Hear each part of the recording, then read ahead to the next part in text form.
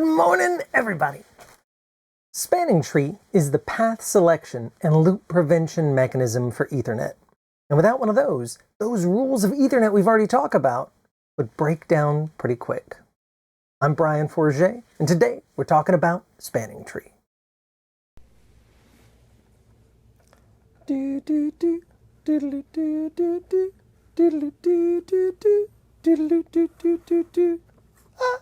Back in the day, I was in tech support at a networking company, and I cannot tell you the number of times I heard from people that spanning tree had broken their network, or that spanning tree was off because it was just messing everything up. Saying that spanning tree is the problem is kind of like saying, oh man, my shoulder hurts real bad. Oh, what happened? Well, I was in a car accident and the seatbelt bruised me real bad. The seatbelt kept you from going through the window in the same way that spanning tree kept your network from going down or from getting a lot worse. And that's the thing about spanning tree.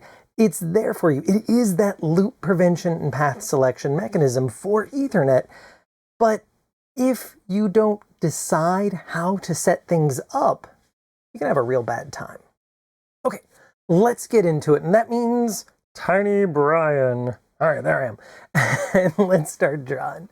So long ago, when I was interviewing for my first networking job, and later when I got to help do some interviews, we would usually have folks bring some paper or something with them if it was remote, or, if it's in person, whiteboard. And we'd say, hey, do me a favor, draw a couple of boxes, and those are going to represent Ethernet switches. And then draw a couple of lines between those two. And those are going to be cables connecting those switches up. And then we'd say, tell me about that. Is it good? Is it bad? What would you do? And what we would hope, and what they were hoping I would say, was something about spanning tree, a loop, and how that might be configured to be okay. Or, some for a later video, maybe something about a port channel, but not yet. And so let's get into it. Let's figure out what this problem is, because there's definitely potentially a problem here that needs to be solved, and probably is being solved for you by default, but it's still better if you control it. So we talked about the other day this idea again and again of a MAC address table, where we're keeping track of the MAC and the port, and also the VLAN, but we're going to ignore that for the moment. And that every time traffic shows up on some port on the switch looks at the source MAC address and the port it came in on and writes it down. And that every switch has its own MAC address table. So switch 1 got its own MAC table. Switch 2 has got its own MAC address table. And let's put a couple of our ridiculous 1980s looking computers on here. Hello. Ooh, slightly widescreen. Very fancy. And like we always say, so beautiful, let's make another. And we'll cable it up here. And let's go labeling our ports so we can make some sense of this. So we'll say that the computer over on the left is plugged into port 1 of switch 1, and the computer over on the right is plugged into, we'll just say port 1 of switch 2 over there. And these cables run between switch 1 and switch 2. For the moment, I'm just going to say that the top one here is, say, port number 24, plugged into, say, port number 25. Just so that the numbers are different, we can talk about it. And swapped the other way around, port 25 on switch 1 is plugged into port 24 of switch 2. And let's put some MAC addresses on here. We'll say the computer on the left, hey, our normal lie, we'll say its MAC address is A, instead of being 12 hexadecimal characters. And the one over there is MAC B, again, instead of being 12 hex characters. And let's just make some traffic here. Just like always, we'll just imagine it's a ping or something. And that ping is going to get wrapped up, it's an ICMP echo request, is going to get wrapped up in IP. We'll just imagine IPv4. And, come on, I'm not even going to worry about putting IPs on here, just, hey, there's a source and destination header there. And let's also say that we've got Ethernet here.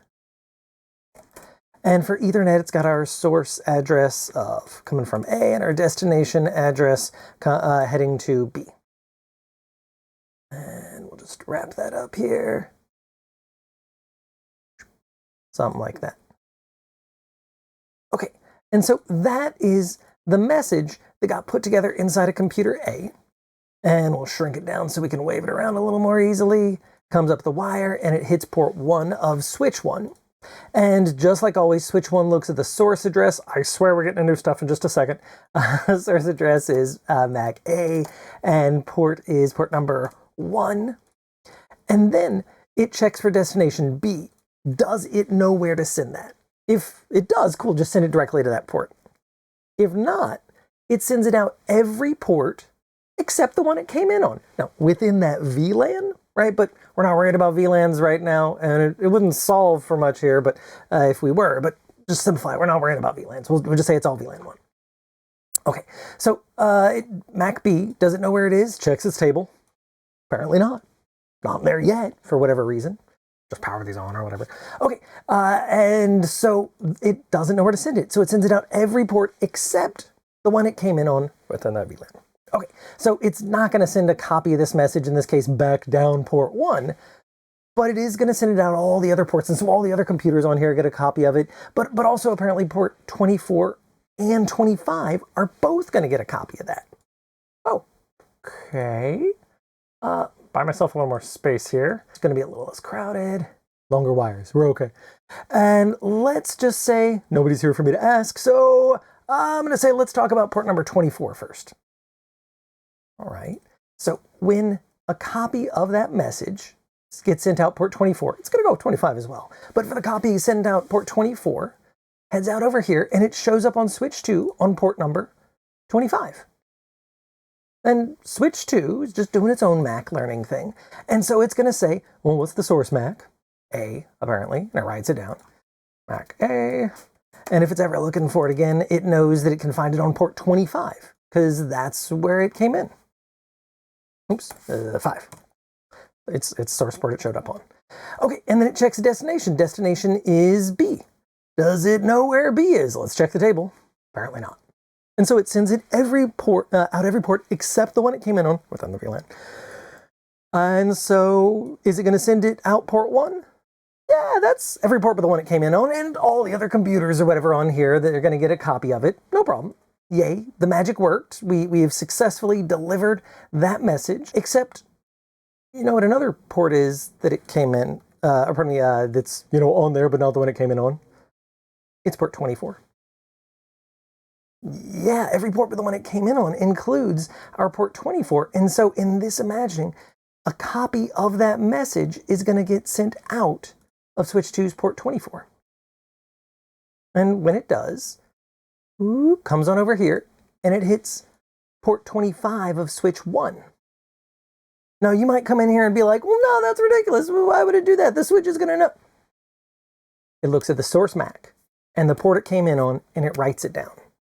And so switch 1 will have just learned, looking at the source address, that MAC A is on its port 25 as well.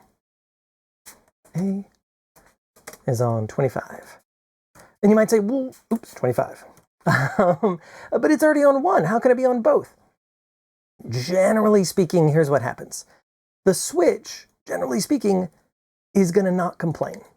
It's going to just have the same MAC address written in 2 places. And that's because, as far as it's concerned, maybe some computer got unplugged from another switch and plugged into a 3rd switch, and so now that MAC's available on some new port. Okay, it doesn't know. It's just going to write it down.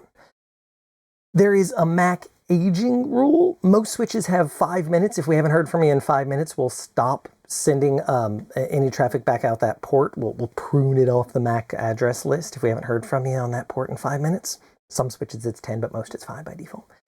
And so that'll kind of take care of devices moving around. Oh, maybe we send an extra copy out the wrong port. No one over there needs it, but it's fine. Okay, and so yeah, MAC A on port 1 and 25. And then switch 1 got this copy of this message in on its port 25, and it checks the source, right? And we learned A was on 25, and it checks the destination. It says B, where's B? And as of this moment, it doesn't know where B is. And so what does it do? Sends it out every port but the one it came in on, including all the computers on there, and even back to that original computer. And so, yeah, we'll send you back a copy of your own ping and everybody else that's on here. And it'll include sending it out port 24. This is just in that first moment, and simultaneously while this was going on, right? Because this was just talking about the copy of it we sent out of our switch 1 port 24. Well, we said it also went out switch 1 port 25. And so for the copy of it that went out over there, what's a good color? Pink, sure went out. Blurb. A copy of it that went out port 25 in that first moment as well, because it went out both of them. Let's talk about that. The copy that went out over there, left port 25 of switch 1, shows up on port 24 of switch 2. And just like before, we're going to write that down. Mac A is on port switch 2, 24. Ooh, I'm just going to stick with pink this time around. Okay, and then switch 2 says, okay, well, I know Mac A is on 24. Yay, I learned my source Mac. Do I know the destination B? Let's check the table. Apparently not. It doesn't know yet. And so it's going to send it out every port except the one it came in on. So all the computers on there that I didn't draw here get a copy of it, including the correct one. Yay, we delivered a copy of this message to the right place. Yay! So that computer now has 2 copies of that ping ICMP echo request. Okay, and everybody else on there does too, and everybody else throws it away. But we also, of course, send it back out our port 25. Because for the copy that came in 24, well, 25 isn't every port but the one, or is, every other port, right? That's in that list. So a copy of it gets sent out port 25 on switch 2. And when that makes its way across the wire and hits port 24 of switch 1, what does switch 1 just learn? Well, that Mac A is on port number 24 as well. And it says, do I know where B is? Destination Mac. Apparently not. So we send it out every port but the one it came in on, including back to our original computer here, where we send another copy of that message essentially over to us, and we didn't need it in the first place. Okay, and everybody else on here. But every port but the one it came in on when it came in on 24 includes port 25, and so it gets sent back over there as well. Oh my goodness. And this is just where we're at so far. This is our basic Mac learning when there is more than one path between these 2 devices. Ooh. And then just for funsies, the last part, computer B is going to respond probably, right? It says, yeah, that's my Mac, that's my IP. I didn't write it, but let's assume, my firewall's now blocking ping, it processes it, right? And when it responds, it sends it back from its IP back to whomever sent it to their IP. From its Mac to, in this case, the Mac of whoever sent it to us. And so, yeah, the message that gets sent back, the ICMP echo reply, is going to be from, put it in here, Mac B over to Mac A. And that message, make it tiny, comes up the wire, hits port 1, and switch 2 is going to look at the source, and it's going to learn, hey, Mac B. I learned Mac B. That's wonderful. Mac B is on port number 1. It's port 1 as far as it's concerned. Excellent. And then it checks the destination to say, do I know where the destination is? A. Well, let's just see. Does it know where A is? Ah, crap. Yes. Yeah. A is on 24 and 25, and so it will send it out both. And so, huzzah, hooray, it sends it out both. Because they're both true. And when it does that, I'm just going to brown on both these, right? Then a copy of that message a copy of that message shows up on both of those ports over here. Oh, come on, friend. That's my bad. Copy, paste. And switch 1 gets a copy of both those messages, and it'll have learned that Mac, because the source is B, that Mac B is on its port 24, and Mac B is also on its port 25. And then switch 1's now, yay, it knows where B is. 24 and 25. And now that it knows that, well, it's learned something, hooray. It's going to check the destination Mac. Oh, A. Does it know where A is? Yes. It's on 1 and 24 and 25. And so, yeah, we do successfully send a copy of that message, that ICMP echo reply, back over to the correct computer. In this case, we learned where A was. We don't have to send it to every other computer on there anymore. Hooray! But the copy of the message that comes in port number 24 is going to be sent to 1, 24, is going to be sent to 1 and 25. The copy of the message that comes in on our port number 25 down here is going to be sent to 1 and 24. Yeah, so we end up giving you 2 copies of that message, and the traffic gets looped back around on here. So it is smart enough that the copy of the message that shows up on port number 25 of switch 1, it will not send it back out 25. So this is a basic rule of Ethernet switches as well. There's it's often called hairpin traffic. Switches won't do a hairpin. It won't send, if a message comes in port number 25, it will not send the exact same message back out 25. If the copy of the message that came in on port 24, even if it knows the max available on port 24, is not going to send it right back out 24. But the one that came in 25, it'll send that out 24. And the one that came in on 24, it'll send that back out on 25. And so when those messages get sent back around, well then switch 2 over here is going to get a copy of that message. And when it does, it's going to have learned, look at the source MAC, and what port it came in on. And for the copy that came in port 25, it says B's on 25. And the copy that came in 24, it's going to say B is on 24. Now, yeah, 24, 25. And now, anytime A wants to talk to B, yeah, the message is going to get there, but we're going to be sending copies of that traffic around and around in a circle, extra copies of it around and around in a circle between these 2 ports. And this is the good stuff. This is the best case scenario because this is unicast traffic. Unicast means one source, one destination from A to B, right? As opposed to multicast, which is from me to a group, or broadcast from me to everyone inside my broadcast domain. Those messages are going to get filtered down. Those are going to go to not just get looping around on our 24 and 25, but also get sent to everybody else on there as well. And so this idea of what happens when we have more than one path between any 2 switches, any 2 hosts on a layer 2 network, an Ethernet switching network, routing is different, but well, you get these crazy loops. And if you ever see this, it'll literally look very quickly. Oh, I don't have my switch here. Hang on.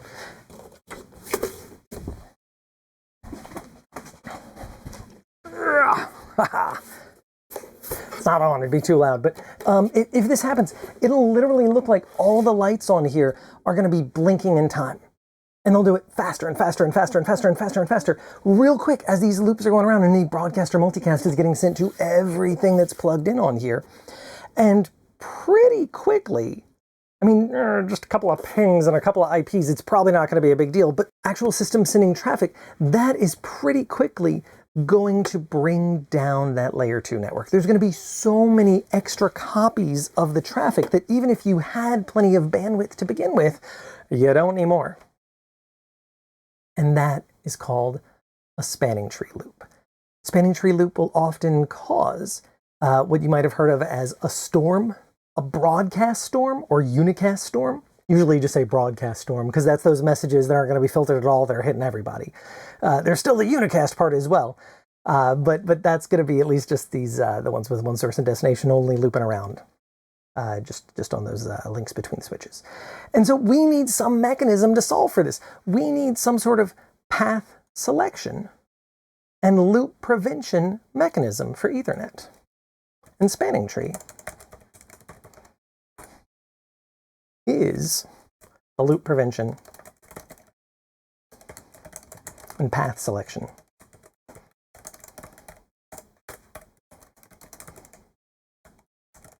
For Ethernet. Yeah. Spanning tree is fundamental, foundational to Ethernet. It's been around so long. The original spanning tree, 802.1d, I think, is so old that it's been part of Ethernet forever. It's a capital D edition. Sorry, when there's a capital letter on the standard, it means that it's been a ratified mainline thing. The little letters on some IEEE standard mean that it's a sub part of another thing. Because as long as there has been an Ethernet switch, in fact, just before the first Ethernet switch started getting sold, spanning tree was made ahead of time to know that it needed to solve that problem. So, how does it do it? Well, just cancel. Let's just come back to here. Let's clean things up a bunch. Clear all this out. Back tables don't get emptied all the time, by the way. But it simplifies our discussions here. We got it. Okay, cool. Let's just run with our computer B over here. My computer is pinging computer A, your computer. And, from my IP to yours. And we're not routing or anything. And we've still got our two switches. And we've got our extra cable between the two of them. But now we're going to have this spanning tree thing turned on. So, stuff you need to know, and we'll fill in the blanks. The way spanning tree works is a switch is going to be root. And every other switch within that spanning tree, that generally layer 2 network, but within that spanning tree, is going to try and find the cheapest path to root. We'll worry about what cheapest means in a minute. Any alternate, not cheapest, paths to root, it's going to block. Okay, so let's see. Switch 1 and switch 2. One of the two of them is going to be root. Hang on, do I got a coin on me? You'll do. Random coin here. So, I have no idea. This is like a collectible one from somewhere. Okay, so big M, it's switch 1. And statue of horse, it's switch 2. Big M, switch 1. So switch 1, we're going to say is root. And with two switches, it doesn't matter. If you only have two switches, it doesn't matter which one is root. But I would argue it matters that you pick. And even a coin toss that you did is better than random not configuring it. Okay, so switch 1 is root. Why? Because we picked it. And we'll go in and configure that with something called the spanning tree priority. We'll come back to it. All right, if switch 1 is root, it is not its problem to figure out the best path to root, with one exception. Other people figure out the best path to it, the cheapest path to it. And so switch 2 over there, if it's not root, is going to say, I have these two separate paths to root, my port 25 and my port 24. And it is going to pick one of the two of them, path selection, and once it's done that, it will block or discard on the other link. And you do not have enough information yet to know why, but I would expect that its port number 24 is going to be blocking, or also called discarding. And I'm going to just draw this little red line across there. Not that one, right? Crossed it out. Okay, so switch 2 is now blocking or discarding on its port number 24. And switch 1, it's root. It's not doing any blocking. Whatever, all normal Mac rules work. But let's go nail this down. Whatever this blocking or discarding thing is, where did I put that? Oops, there you are. Get some terms in here. Root. The switch that everyone within the spanning tree will try and find the cheapest path to.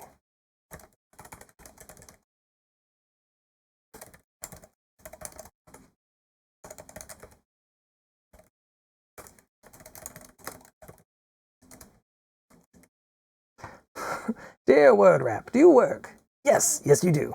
Okay, cool. There we go. And then we already talked about this idea of blocking or discarding. And blocking or discarding, that is going to be any alternate path to root is going to block or discard.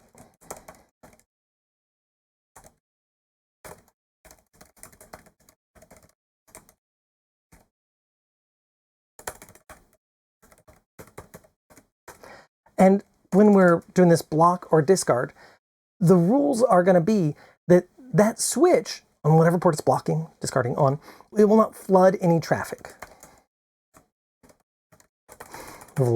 flood.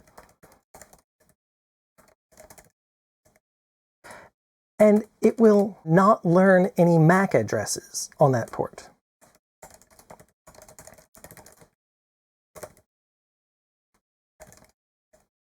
Something like that. Made it shorter to fit. Okay, and it will discard or throw away any traffic that shows up on that port, any user traffic.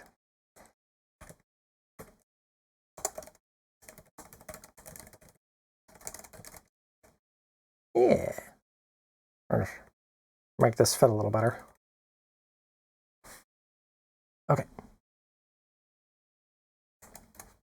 Cool. So don't flood any traffic, and don't learn any MACs, and discard or throw away any user traffic that shows up on that port. Okay, that is what our switch 2 is apparently going to be doing on its port 24. Again, switch 1, it's root. Other people can discard, other people can block, right? That's not its problem for the most part. One exception we'll talk about in a second.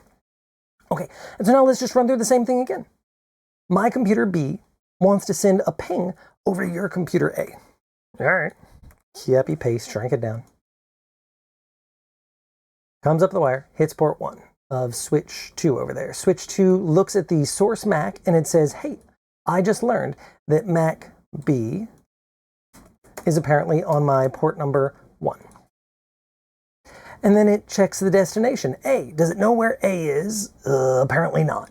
And so it sends it out every port except the one it came in on, except, well, if we're blocking, if we're discarding on some port, we're not going to flood any traffic out of that port. So I guess we don't send it out that one. Oh, well, that's convenient. Okay, so it sends out port 25, but not the blocking 24. And that shows up over on switch 1. And switch 1 says, cool, I just heard about this MAC address source B on its port number 24, looks like. So sure, B is on 24. And then it checks the source MAC A. Does it know where that is? Let's check the table. No, not yet. And so it says, well, I'll flood it. I'll send it out every port except the one it came in on. All right, so all the computers on there get a copy of it. We do indeed send it out port 1 and all the other ports. And yeah, we are going to send this out port 25. And it leaves port 25 and it shows up over here on port 24 on switch 2. And switch 2, well, it's not going to learn any MAC addresses on a discarding port, blocking port. And it's going to discard or throw away any user traffic that shows up over there. And so, boop, the copy of the message that showed up on its 24 just gets thrown away. Don't worry about it. Meantime, the copy of it to all those other computers on switch 1, they just throw it away because it's not to their Mac. The copy of it that goes out port 1 hits a computer over there, A, your computer, and your computer is like, yeah, absolutely, I like, that's my Mac, and it looks inside, and that's my IP, right? And then the ping, yeah, I'll respond to a ping, right? And the message that comes back is from your Mac A over to my Mac B. And that copy of the message comes up the wire, hits port 1 of switch 1. Switch 1 says, hey, I just learned, if I'm ever looking for it, that source MAC, that Mac A is apparently on switch 1's port 1. And then it checks the destination. Destination is B.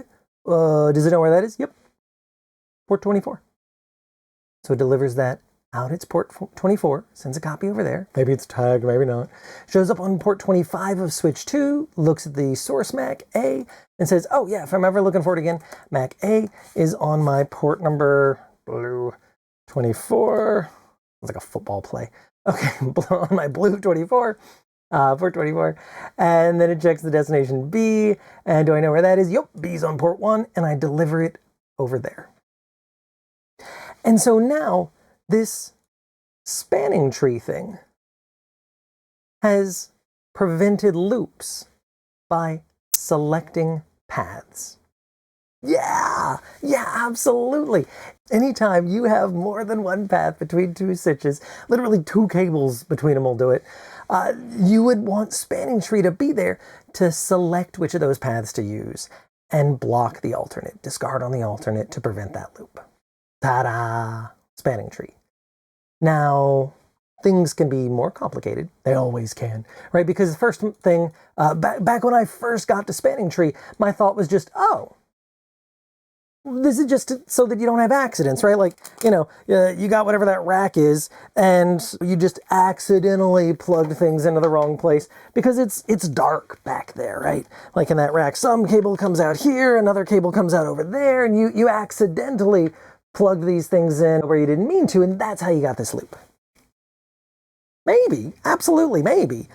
But a lot of times it's on purpose because you want redundant paths. You might intentionally create what would otherwise be a loop and then have spanning tree block the alternate path. But then, like, if your normal path goes down, then hey, you got the secondary. When it's as simple as this, as just these two cables between these two switches. Now, there's a better way of setting stuff up than having spanning tree block one. That port channel thing we're not talking about yet. But you could have the two cables between the two switches, because maybe you set it up, that spanning tree is going to block one of the two of them. And now, if something happens and something snags on one of those cables and it gets cut, well, now there's not an alternate path to route for switch 2. Now, if this top cable here that was connecting ports 24 and 25 on switch 1 to 2, if that got disconnected, then switch 2 is going to say, and it'll have the mechanism to do this, we'll talk about it, it's going to say, oh, well, now I only have one path to route, and it's this one. And it will stop blocking on that port. And now it'll start forwarding on port 24, because it's the only path to route. Yes, this can be used as a recovery mechanism. But again, things can go different still. Let's see, how do I want to do this? Yeah, this will be fine. So I'm going to get rid of our MAC tables here. And move you over here. Okay, and what we're going to do is we're going to add in a third switch. Yeah, so let's delete these. We'll change whose route. Go over there. We'll add in another switch up top here. Ooh, be black. That's better. And it's smaller just because I drew it smaller. And let's cable that up. Boop, boop, boop. Okay, and we'll just go labeling them. This time, to keep things simple, we'll say that the top one is switch 1. The bottom left one is switch 2. I swear this is easier. It's just so we don't have to keep track. The top is 1. And this one will be switch 3. And let's label our port numbers here again with simple. We'll just say that switch 1 and 2 are connected on each of their port number 24. And that switch 1 and 3 are connected on their port 25. There you go. And 26, is that a normal number of ports? Not really, but whatever. Is our ports connecting switches 2 and 3. Is this a loop? Yeah. Yeah, we still have more than one path between two hosts on this layer 2, this switching network. Because if A's talking to B here, and switch 1 learns A, MAC A is on port 1, I don't know where B is yet, I'll send it on every port but the one it came in on, 24 and 26 would get included. And switch 1 would learn A is on 24, and switch 3 would learn A is on 25, and 26. And then when the response comes back, hey, I'm B, where do I send that? Oh, switch 3 sends it out 25 and 6. Switch 1 learns B is here, switch 2 learns B is here, but switch 2 also learns B is on 24. Because when the copy comes around anyway, switch 1 would also learn B is on its 24. Oops. And now we would have traffic looping around again. So yeah, this is a loop too. Now I started to say, but this can be intentional. Well, yeah, absolutely. It might be that most of your traffic needs to go through switch 1 to get to the wider world. But in case one of these links got disconnected, you'd quite like it if it could take this alternate path through. In this case, you might then say, hey, I want switch 1, in this imagining, to be root. And then switch 2 and 3, they need to be forwarding up to their link on switch 1, and one of the two of them blocking on this alternate path to root. This is very common. Not an always thing, but a pretty common thing, that you might want to intentionally have this backup link here that you're not otherwise using. So let's get into how you do this. So first, how do you pick root? How is root elected? Ooh, elected. Yeah, there's an election that's going to happen. So coming back to root, there's a root election. And the way it works is the switch with the lowest, which is best, root ID, well, bridge ID becomes root.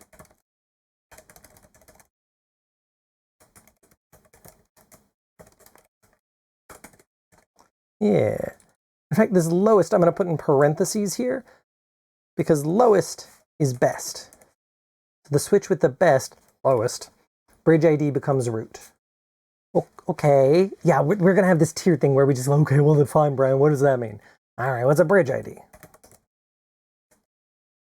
Sometimes with a hyphen, sometimes not, whatever. Bridge ID is made up of two things. Well, first I'll say lowest is best. Right? And it's made of two things. It's made of a switch's priority and it's made of the MAC address of the switch. Oh, okay, so spanning tree priority and MAC address. By the way, this is the bridge ID, but it's the MAC address of the switch. So here's the thing, bit of an aside. In networking, anytime you hear bridge, go ahead and swap that out in your head for switch. If you didn't see it, in that first video, we mentioned the idea of a bridge. And today, you're not going to have a bridge. Not exactly. But the basic idea is, before there was something called an Ethernet switch, there was already a thing called a bridge. And it was a two-port device that had a MAC address table. The bridge was basically the first switch. And because it got there first, it is still the case that even new technologies will very generally, almost always, instead of referring to a switch, it'll still refer to a bridge. And so again, anytime you see the word bridge in your head today, go ahead and just swap that out for switch, right? So a bridge ID is a switch ID, which is made up of a switch's MAC address and a spanning tree priority. And oh my goodness, spanning tree priority, we gotta do another term. Yeah, okay, spanning tree priority. Spanning tree priority is some value, is a number, between 0, it's off the top of my head, so I'm pretty sure, and 61,440? Somebody check me. Okay, somewhere between 0 and 61,440. And it's going to be in units of 4,096. Okay. And also, lowest is best, right? Because remember, earlier, bridge ID, the lowest is best. And it's made of this spanning tree priority and a MAC address. And so a lower priority is going to lead to a better bridge ID. And it's some value between 0 and 61,440 in units of 4096. That does not mean that you have to do a bajillion tons of math. Like, how do I pick one of these? There is a default. The default value for every switch I've ever seen is 32,768. It should be. It's like the standard says to. So every switch I've seen, default is 32,768 for a spanning tree priority. And if you want some switch to be root, I would argue set it to 4096. Now, 0 is technically allowed. 0 is lower than 4096, but a general practice is don't set it to 0. If it's set to 0 in your network already, or if you got stuff set up and you're planning on setting it to 0, if it's easy, I'd say, you know, to change the plans, change it to 4096. This is an opinion thing. If you're set up as 0 for your root, don't change things. It's not worth, changing things. 0 should work. I personally had a couple of cases back in the day where some switch was probably 15 years ago, so it's less likely to be a problem now. But I've run into it in the past where some switches don't implement spanning tree perfectly and saw 0 as not eligible to be root. and another switch saw 0 as, yeah, you should definitely be root. And if there's disagreement in there, that's going to mess you up. You probably won't run into that. So that's one reason I don't prefer 49 or 0 and I prefer 4096. The other reason is it's nice to have a backup plan. If you've configured some switch with a priority of 4096 and you need some other switch to take over as root, you could still set it to 0. Right? It's almost like a, a break glass in case of emergency kind of thing. So generally speaking, default spanning tree priority is 32,768, which is a multiple of 4096. If you want some switch to be root, set its priority to 4096. And if you're being pretty darn proactive and you want a backup root, then I would say set that to 8192. And that's just 4096 times 2. That's second best. Yeah. And that's most of the numbers you ever need. The only other number that I'd say is a good idea to also have in the back of your head is don't be root.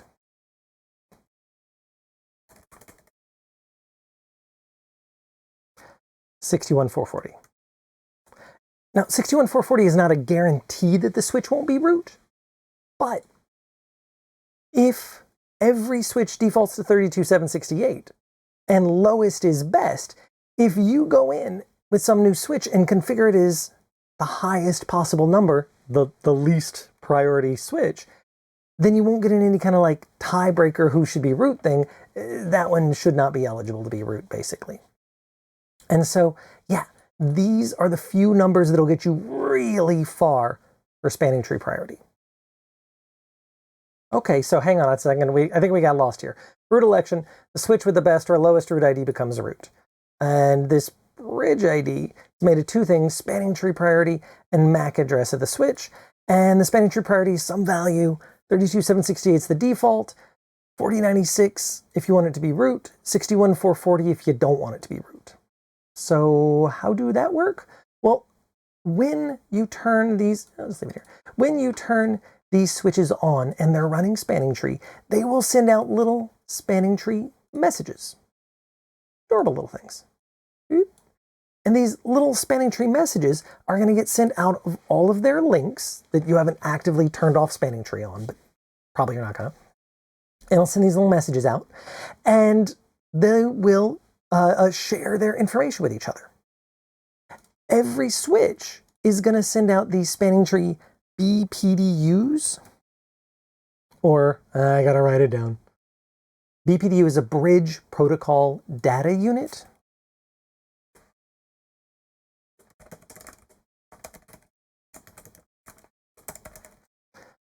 Remember, bridge, what do we swap it for? Switch. The switch protocol data unit. PDU, or protocol data unit, is one of those things you'll see again and again, a PDU. Basically, it means a control message for whatever type of protocol you're talking about. And so it's a switch control traffic? Yeah, that's how fundamental, foundational Ethernet, spanning tree is to Ethernet. The spanning tree messages are effectively called switch control traffic. Bridge protocol data unit, PDU. Okay, and the BPDU is going to include the bridge ID and root ID and cost to root. Okay, so that's what's in there in these BPDUs. And so yeah, let's make some of these. And so, here's switch 1. Let's say we have not yet configured who should be root. We need to know the MAC addresses of these switches. So I'm going to come in here and I'm going to say that switch 2 has a MAC address of AA. I'm just changing it up, right? It's still going to be a 12 hexadecimal character thing that's burned in a MAC address. But I'm just doing 2 characters for the switches so it stands out. And I'm going to say switch 1 has a MAC address of BB. I think you see what I'm doing here. And switch 3 has a MAC address of CC. And so when switch 2 sends out its BPDU, Bridge Protocol Data Unit, it's going to send I swear it's here, bridge ID. And the bridge ID is its MAC address and priority. All right. And so bridge ID, come on, hands. And I'll move that up a little bit. And so that's going to be its MAC, which is apparently AA. Go purple.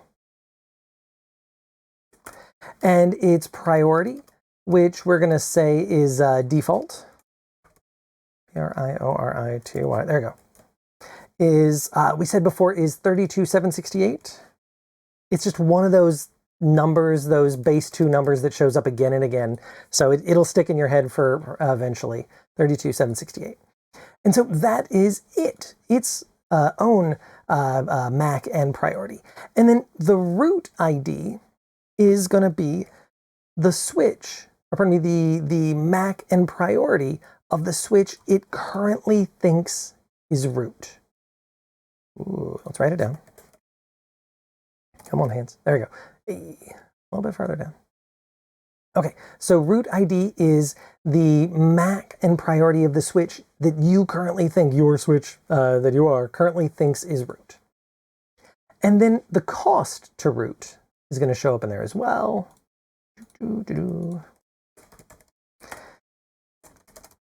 And we'll say the cost is 0. 0 what? There's no currency. I like to imagine it as spanning tree bucks, and I recommend whatever currency is you got where you live, just swap it for that, right? Pesos, euros, pounds, Aussie bucks. But there is no actual unit. Okay. And so the thing is, every switch by default thinks that it's root. When you first power on some switch, if it's running spanning tree, then it's going to say, well, I haven't heard from anybody else yet. And so my MAC is, AA and priority is default 32768, and I haven't heard from anybody else. So that is the best lowest bridge ID. And so I should be root.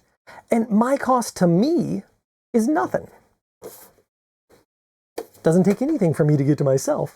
And they all send out these BPDUs initially claiming that they are root.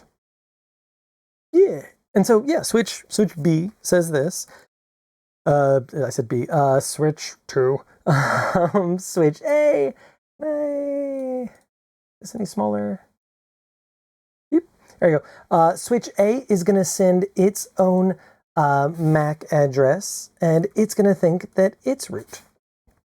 Right? It's going to say, hey, my MAC is BB and my priority is 32768, the default. And there's this cool switch, bridge, whatever, I heard of that I think should be root, and their MAC is BB and their priority is 32768. Right? Same thing's going to be happening over there for switch, get rid of you, for switch 3, and, oh, hang on. Boop, boop. Right, switch 1's going to be sending these same messages down its link over there to switch 3, saying, hey, I should be root. And switch 3 with the MAC addresses CC is going to think it should be root. And these are getting flooded out every port that's not shut down, that we'll talk about in a little while, that doesn't have something called port fast, or sometimes called edge port turned on. And so, yeah, every one of these switches is going to be sending out their BPDUs claiming that they should be spanning tree root all around. Okay, let's clean this up a little bit, because what's going to happen is as soon as these get flooded around on all those ports, these switches don't have any like ego or anything as they're sending these messages. They're just sending the best information they got. And, oh, nothing would be blocked here yet. Beep. Beep. There we go. They're just sending the best information they got. And so as soon as somebody hears about a better bridge ID, well, a better bridge ID, hang on, be bigger, that's lower, they're going to say that switch should be root. Now, we said it's made of two things, spanning tree priority and spanning tree MAC address, and that lowest is best.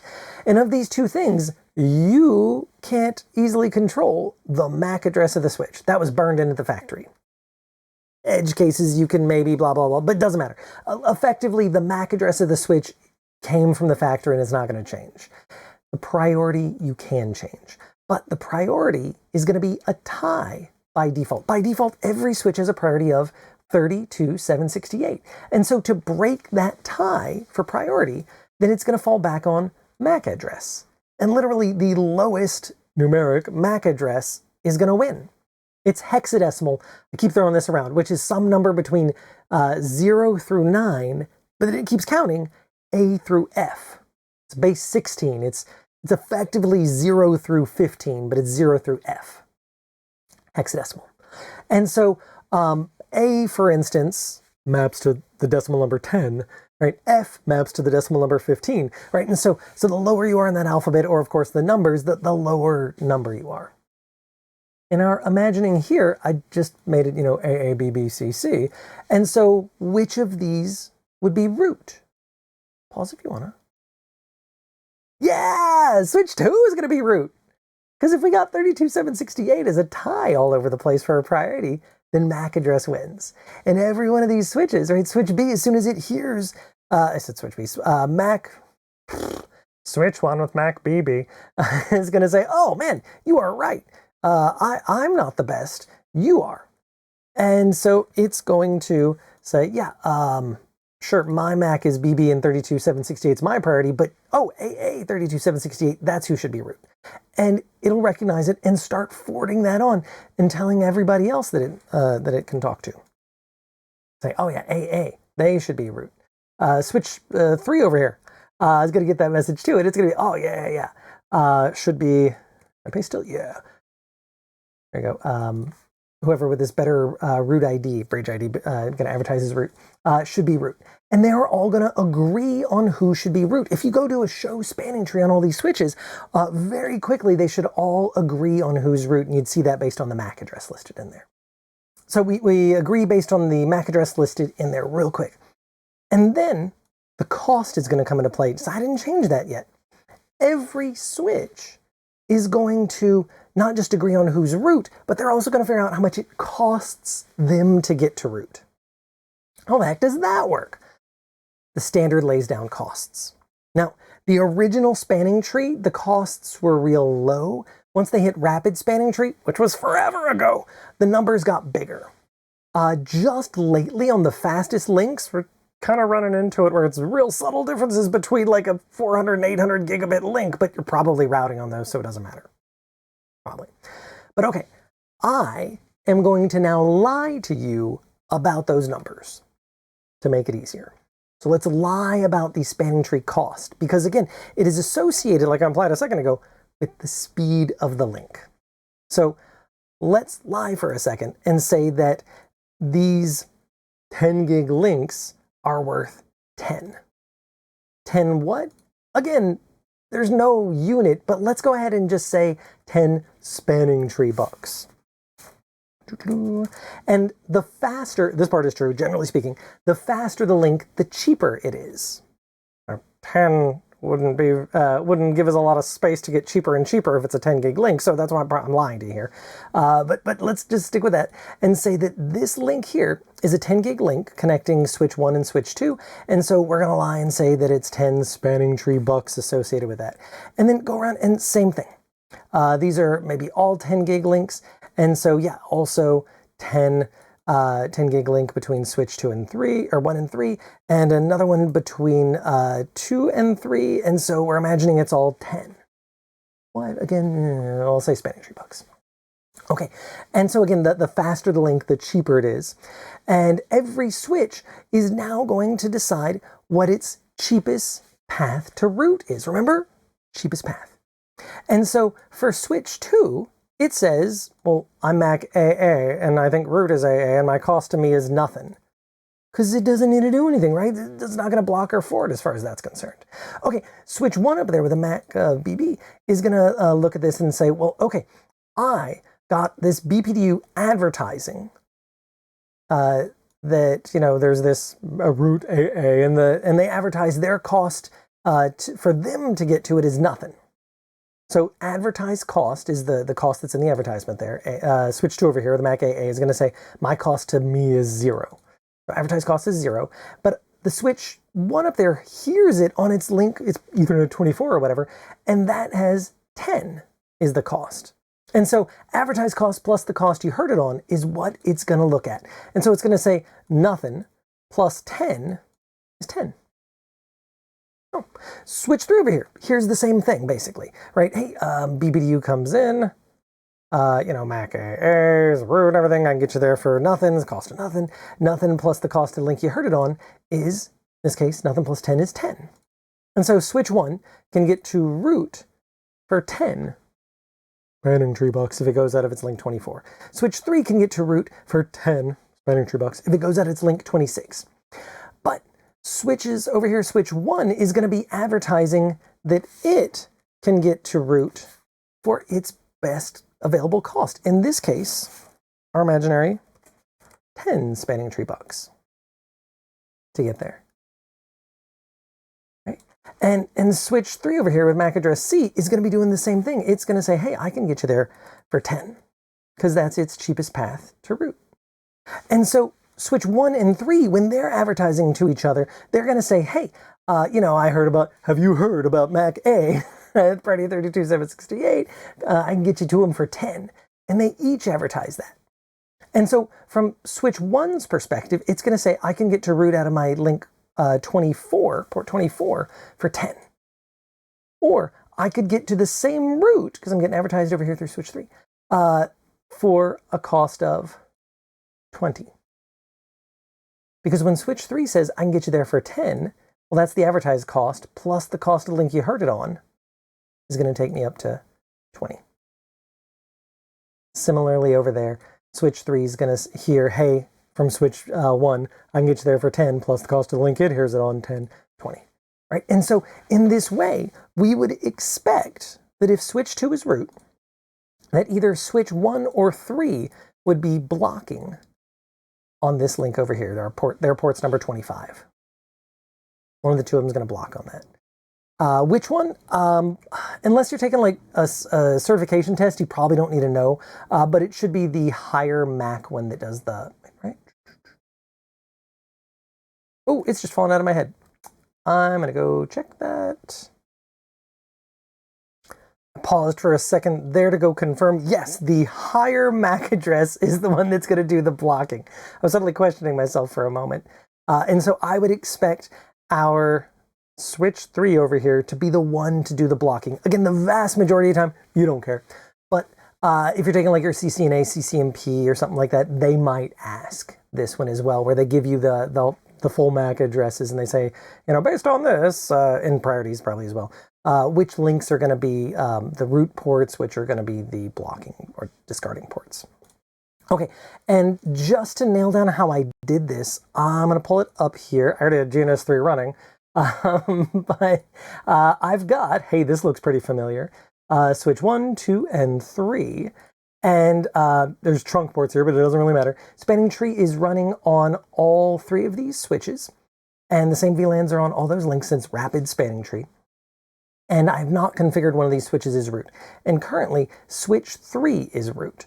And so switches 1 and 2, well, they're going to be blocking on this link, connecting the 2 of them up. And let me pull up our command line here. Clear it up a little bit here. Okay, and so show span active. And we can see here on our switch 1, the top one. Sorry, the font's a little small. We can see up at the top here, it's root ID, which is the switch it thinks is root. Has a priority of 32,768. If you ever see that, that tells you nobody picked which switch is going to be root. Yeah, if you ever do a show span, or in this case, show span active, so it only shows the ports you care about, or that are using spanning tree. If you do a show span and you see that whatever switch is root has a priority of 32,768, that tells you no one configured a switch that's root. They didn't even flip their coin. And so I would argue pick, always pick. Okay, not great that it's 32,768, but that's the way it is here. And then here's the MAC address of the switch that is root. And if we look on down the bridge ID, that is the priority and MAC address of this switch that I typed the command on, switch 1 up at the top here. I can see that its root port is 118, what we'd expect, because I already told you here that switch 3 is root. This is confirming it for us. Whatever's the other end of the cable, is it 118 is its path to root. And that 117 is the alternate, and it is blocking or discarding. Some switches will say blocking or BLK. Some will say discarding. They mean the same thing. Yeah. And I'm going to go over to switch 2 over here. And clear it up a little bit so you can see better. Show span active. And we can see that the root ID should be the same. So priority 32768 for whoever we think is root, and the MAC address is this 0C50, C281 and a bunch of zeros. So C281 and a bunch of zeros. Switch 1 should agree. Root is, yep, blah, blah, blah, C281 and a bunch of zeros. Cool, they both agree on who's root. Switch 2, I would expect is 119. It's 119 to be its path to root. And let's check here. 119, yep, is root. And it is not blocking on its 117. Because again, only one of the two sides needs to do the blocking. Right, just like we did over here, right? In this case, it's reversed, right? Who's root in our imagining. But only one of the two sides needs to do the blocking. The other side will forward. It's just no traffic will show up over there. Bring it all back. Bring this picture back up. Okay. And why is, because this whole thing, this aside, was basically to figure out which of the two of them is going to be doing the blocking. And I said, yeah, I went and confirmed it is the higher MAC address. It's going to be the one that does the blocking. And so I went and wrote it down. Their MAC addresses. Here is the MAC address of the one that's doing the blocking, switch 1. And here is the MAC address of switch 2. And if you look at them, you got to be a little bit careful because you have to look at the far left. Like any number, you got to start looking at the left. So these are both, they both start with 0. They both start with 0C, but this one is 0CB and this one is 0C9. Remember, hexadecimal hits 9 and it keeps going with A, B, C, D, E, F. And so this is the equivalent of 11, effectively. It's 2 higher than the 9. So when you are looking at MAC addresses, start at the far left, right? Because this is the difference between, like, I don't know, 5,200,000,000 and 7 versus 5,300,000,000,000 something like that, and 100, right? It doesn't matter, right? When those big numbers at the far left, one of them is bigger than the other, then it's a bigger number. Yeah, 0CB bigger than 0C9. And so yeah, that's why that one's doing the blocking. Whew. Okay. And so now we're just down to, I keep saying you need to pick one of them to be the root. Well, how, and then how do you pick who it should be are the two big questions. What do I type to make one of them root? And how do I know which one to make root? Let's start with the how do I know? If you got those two switches, it doesn't matter. Pick one, make it root. That way you can plan later and be able to predict what will happen as you add more devices. If you have more than 2 switches in this spanning tree, generally speaking, a rule of thumb for me that will get you really far, whatever is closest to your default gateway should be root. That'll get you real far. Because probably your client's default gateway, that's when we get to routing in a couple episodes, their default gateway is the first router they're coming to, and probably almost everything they want is beyond that router. Probably the internet or the storage you've set up for them or whatever else. And so you probably want them to have the best path to their default gateway because the vast majority of their resources are over there. If one of these switches is actually a layer 3 switch and it's also the default gateway, make that one the root. If there's a router the other side of, there we go. If there's a router the other side of switch 1, and that's everybody's default gateway, well, cool, switch 1 should be root. Almost definitely. So that's how do you pick? Probably whatever is your default gateway or closest to your default gateway should be root. And then how do you do it? You change the priority. Yeah, you go into these switches and you change their priority. And so it's going to be subtly different on different devices, but it's going to be something very, very much like config or enable config, space here,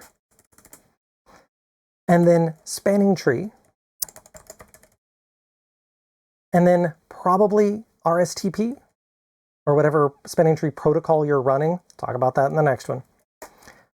And then your priority. 4096 is probably what you want to be for root. So this or something very much like it on just about any switch operating system. Juniper does things a little bit different. It'd be a set command. Maybe you don't specify RSTP because it's the default, but probably this. And so let's go run this command on these OS X switches that I got set up over here in our GNS3. Not you, I clicked the wrong one. Hang on, let's try again. There's our picture, and hey, there's our command line. And so I'm going to imagine that our OS X switch 1 is the one that's like closest to our imaginary root, or that it, closest to our imaginary default gateway, or that maybe I'll set it up for default gateway.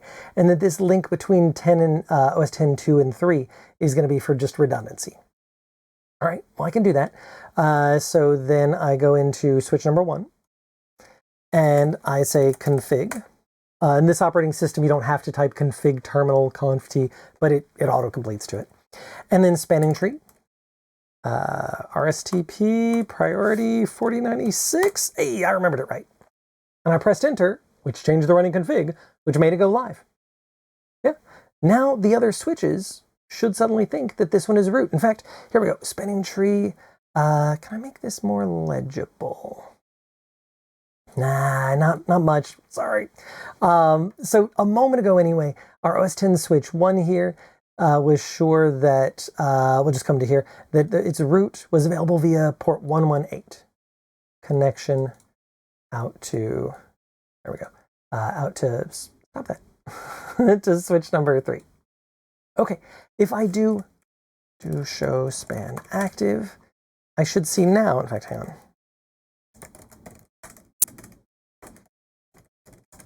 Clearing it up a little bit, give you a better chance. I should see that this switch is now root. Yeah, different operating systems will do it this one. On this one, it feels very Groot. We are root. Yeah, and so this switch that I just typed the command on, OS X 1, is now root. You know, most operating systems will say something like that. If it doesn't, the way to check is the root ID and the bridge ID should have the same MAC. Yeah, check it out.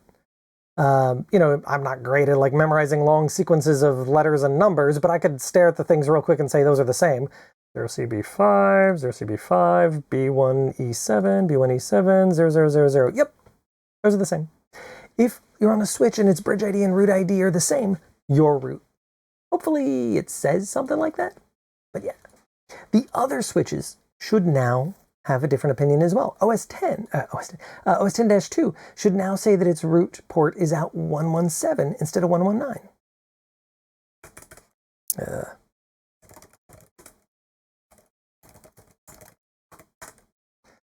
All right, and let's check here, root port 117. 119 is now alternate. Ooh, okay. Yeah. And over there on switch 3, I would expect it to see its 118 as root, and that it's forwarding on 119 because our switch 2 is the one that was doing the blocking there.